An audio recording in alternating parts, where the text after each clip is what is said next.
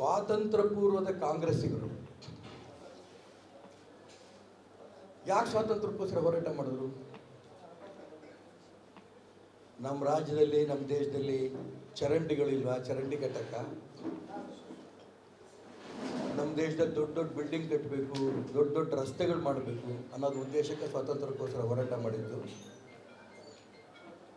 ಭಾರತೀಯ ಸಂಸ್ಕೃತಿ ಇವತ್ತು ನಾಶ ಮಾಡಿಬಿಟ್ಟಿದ್ದಾರೆ. ಮೊಘಲರು ಇರ್ಬೋದು, ಬ್ರಿಟಿಷರು ಇರ್ಬೋದು, ಅವ್ರ ವಿರುದ್ಧ ಹೋರಾಟ ಮಾಡಿ ಈ ದೇಶಕ್ಕೆ ಸ್ವತಂತ್ರ ತಂದು ಆ ಭಾರತೀಯ ಸಂಸ್ಕೃತಿಯನ್ನು ಮತ್ತೆ ಈ ದೇಶದಲ್ಲಿ ವೈಭವೀಕರಿಸಬೇಕು ಅಂತ ಹೋರಾಟ ಮಾಡಿದ್ರು. ಆ ಹಳೇ ಕಾಂಗ್ರೆಸ್ಸಿಗರು, ಈಗಿನ ಹೊಸ ಕಾಂಗ್ರೆಸ್ಸಿರ ಬಗ್ಗೆ ನಾನು ಮಾತಾಡಲ್ಲ, ಆ ಹಳೆ ಕಾಂಗ್ರೆಸ್ಸಿಗರ ರಕ್ತ ಏನಿತ್ತಲ್ಲ ಅದು ಇನ್ನೂ ಈಗಲೂ ಅನೇಕ ಕಾಂಗ್ರೆಸ್ಸಿಗರಲ್ಲಿ ಇದೆ. ನಾನು ಅದನ್ನು ಎಲ್ಲ ಕಾಂಗ್ರೆಸ್ಸಿಗರು ಕೂಡ ಧರ್ಮದ್ರೋಹಿಗಳು ಅಂತ ಹೇಳಲ್ಲ. ಅದರಲ್ಲಿ ಡಿ ಕೆ ಶಿವಕುಮಾರ್ ಇವತ್ತು ಮಾದರಿಯಾಗಿ ಹೊರಗೆ ಬಂದಿದ್ದಾರೆ. ಕೆಲವು ರಾಜಕಾರಣಿಗಳು ನಾಟಕೀಯವಾಗಿ ವೋಟ್ ಬ್ಯಾಂಕಿಗೋಸ್ಕರ ಮುಸಲ್ಮಾನರು ತೃಪ್ತಿಪಡಿಸಿತು ಇದೆಲ್ಲ ಮಾಡ್ತಾ ಇದ್ದಾರೆ. ಇವರು ನೇರವಾಗಿ ಪ್ರಯಾಗಕ್ಕೆ ಹೋದರು.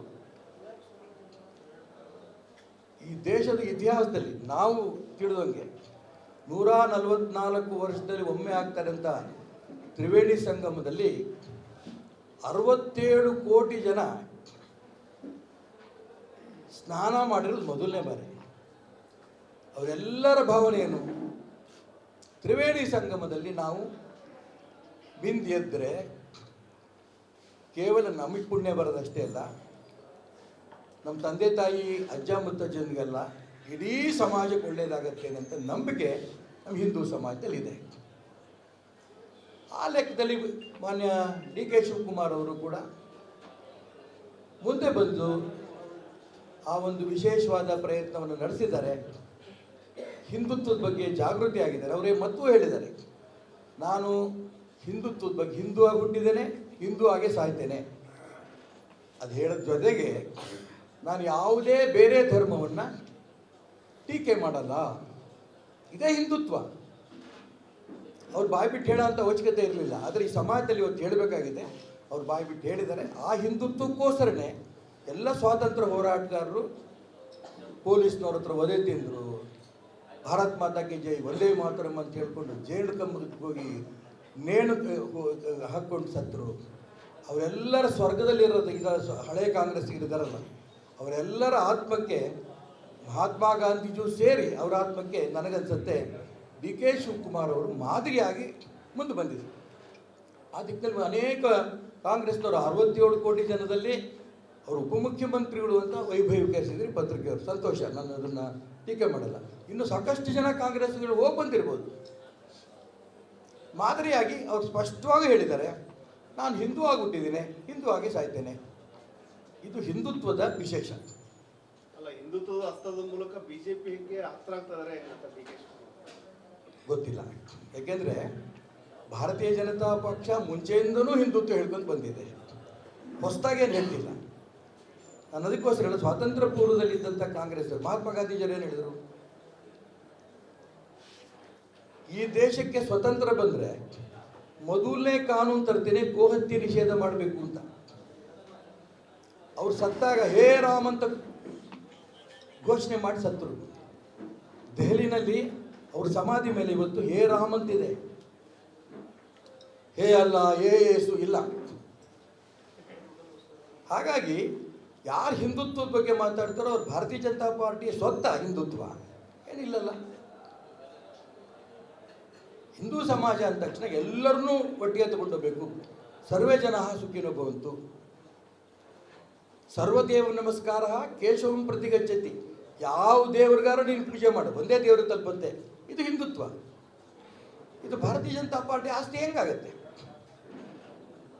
ಹಾಗಾಗಿ ಭಾರತೀಯ ಸಂಸ್ಕೃತಿಯನ್ನು ಉಳಿಸಬೇಕು ಅಂತ ಹೊರಟಂಥ ಅನೇಕ ರಾಜಕಾರಣಿಗಳು ಇವತ್ತು ದೇಶದಲ್ಲಿದ್ದಾರೆ. ಅದರಲ್ಲಿ ಡಿ ಕೆ ಶಿವಕುಮಾರ್ ಕೂಡ ಒಬ್ಬರು.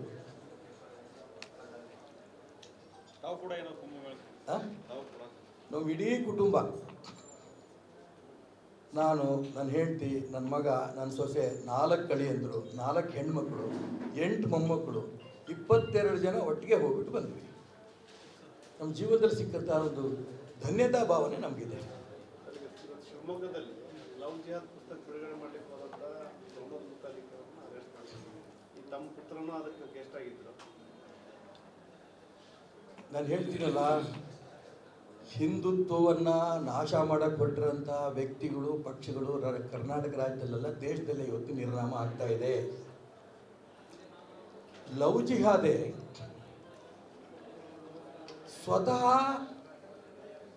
ಮುಖ್ಯಮಂತ್ರಿಗಳು, ಮಂತ್ರಿಗಳು, ಶಾಸಕರು ಅವ್ರ ಮಗಳನ್ನ ಯಾವುದೋ ಮುಸಲ್ಮಾನ ಆಸೆ ತೋರಿಸಿ ಭರವಸೆ ಉಂಟು ಮಾಡಿ ಹೊತ್ಕೊಂಡೋಗಿ ಅವ್ಳಿಗೆ ಅನ್ಯಾಯ ಮಾಡಿದಾಗ ಅವಾಗ ಭಂಗ ಅರ್ಥ ಆಗುತ್ತೆ. ಲವ್ ಜಿಹಾದಿ ತಪ್ಪಿದೆ, ಇದು ಕಾನೂನು ಸರಿ ಇದೆ ಅಂತ ಕೇಂದ್ರ ಸರ್ಕಾರ ತರ್ತಾ ಇರೋದು.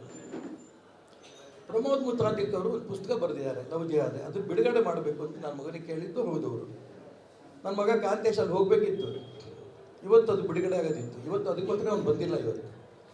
ಆದರೆ ರಾಜ್ಯ ಸರ್ಕಾರಕ್ಕೆ ಇನ್ನೂ ಬುದ್ಧಿ ಬಂದಿಲ್ಲ, ಕಣ್ ತೆರೆದಿಲ್ಲ. ಇನ್ನೂ ಅನೇಕ ಮುಸಲ್ಮಾನರು ತೃಪ್ತಿಪಡಿಸಬೇಕು ಅನ್ನೋಂಥ ಒಂದೇ ಲೆಕ್ಕದಲ್ಲಿ ಇದ್ದಾರೆ ಅವರು. ಜಿಲ್ಲಾಧಿಕಾರಿಗಳ ಮುಖಾಂತರ ಪ್ರಮೋದ್ ಮುತಾಲಿಕರವ್ರನ್ನ ಶಿವಮೊಗ್ಗಕ್ಕೆ ಒಳಗೆ ಬಿಟ್ಕೊಳಕ್ಕೆ ಹೋಗಿಲ್ಲ, ಕಾರ್ಯಕ್ರಮ ನಡೆಯಕ್ಕೆ ಬಿಟ್ಟಿಲ್ಲ. ನೋಡೋಣ ಎಷ್ಟು ದಿನ ಆಗುತ್ತೆ. ಹೆಣ್ಮಕ್ಳು ಉಳಿಬೇಕು ಅನ್ನೋದು, ಹೆಣ್ಣನ್ನ ಪ್ರಪಂಚದ ಯಾವುದೇ ದೇಶದಲ್ಲಿ ಬರೀ ಹೆಣ್ಣು ಅಂತ ಕರೀತಾರೆ ಅವರು, ಮಕ್ಕಳು ಅಡಿಗೆ ಯಂತ್ರ ಅಂತ ಕರೀತಾರೆ, ಭೋಗದ ವಸ್ತು ಅಂತ ಕರೀತಾರೆ. ಆದರೆ ಹೆಣ್ಣನ್ನ ಭಾರತ ಮಾತ್ರ ತಾಯಿ ಅಂತ ಕರೆಯುವಂಥ ದೇಶ. ಆ ಹೆಣ್ಣಿನ ಮೇಲೆನೇ ಇವತ್ತು ಅತ್ಯಾಚಾರಗಳು, ಅನ್ಯಾಯಗಳು ಆಗ್ತಾ ಇರೋಂಥ ಸಂದರ್ಭ ಗೊತ್ತಿದ್ರೂ ಕೂಡ ರಾಜ್ಯ ಕಾಂಗ್ರೆಸ್ ಸರ್ಕಾರ ಮುತಾಲಿಕ್ ಅವ್ರನ್ನ ನಾವು ಬಿಡಲ್ಲ ಅಂತ ಮಾಡ್ಕೊಂಡು ಹೋಗಿರೋದು ಬಹಳ ದೊಡ್ಡ ತಪ್ಪಿದೆ. ಆ ಸಂಬಂಧಪಟ್ಟ ಮಂತ್ರಿಗಳು, ಮುಖ್ಯಮಂತ್ರಿಗಳು ಈ ದಿಕ್ಕಲ್ಲಿ ಗಮನ ಕೊಡಿ. ಯಾರನ್ನೋ ತೃಪ್ತಿಪಡಿಸೋದಕ್ಕೆ ಹೋಗಿ ಯಾರು ರಾಷ್ಟ್ರಭಕ್ತರಿದ್ದಾರೆ ಅವ್ರಿಗೆ ದಯವಿಟ್ಟು ತೊಂದರೆ ಕೊಡಬೇಡಿ ಅಂತ ಎಚ್ಚರಿಕೆಯನ್ನು ಕೂಡ ಈ ಸಂದರ್ಭದಲ್ಲಿ ನಾನು ಹೇಳಕ್ಕೆ ಇಷ್ಟಪಡ್ತೇನೆ.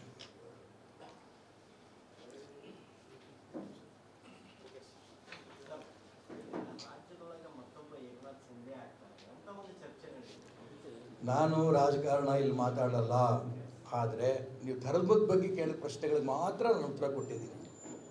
ಬೇರೆ ಸಂದರ್ಭದಲ್ಲಿ ಅದಕ್ಕೆ ಉತ್ತರ ಕೊಡ್ತೀನಿ. ಇಷ್ಟು ಜನ ಸಾಧು ಸಂತರು, ತ್ಯಾಗಿಗಳನ್ನ ಇಟ್ಕೊಂಡು ನಾನು ಅದಕ್ಕೆ ಉತ್ತರ ಕೊಟ್ಟರೆ ಭಗವಂತ ನನಗೆ ಇರ್ತಾನ? ಈಗ ಡಿ ಕೆ ಶಿವಕುಮಾರ್ ಅವರು ಈಗ ತಮ್ಮ ಸಿಎಂ ಆಸೆಗೋಸ್ಕರ ಹಿಂದುತ್ವವನ್ನು ಪ್ರತಿಪಾದಿಸ್ತಾರೆ. ಯಾಕಂದ್ರೆ ಹಿಂದೆ ಕುಕ್ಕರಲ್ಲಿ ಬಾಂಬ್ ಬಿಟ್ಟವರಿಗೆ ದೇ ಆರ್ ಮೈ ಬ್ರದರ್ಸ್ ಅಂತಂದ್ರು ಸರ್, ಹೌದಾ? ಈಗ ಹಿಂದೂ ಕಾರ್ಯಕ್ರಮದಲ್ಲಿ ಭಾಗವಹಿಸಿ ಹಿಂದೂಗಳ ಮೇಲೆ ಪ್ರೀತಿ ಸಡನ್ ಆಗಿ ಬಂದಿರೋದಕ್ಕೆ ಈಗಲಾರು ಬುದ್ಧಿ ಬಂತಲ್ಲ ಅಂತ ಅನ್ಕೊಳ್ಳಿ. ನೀವು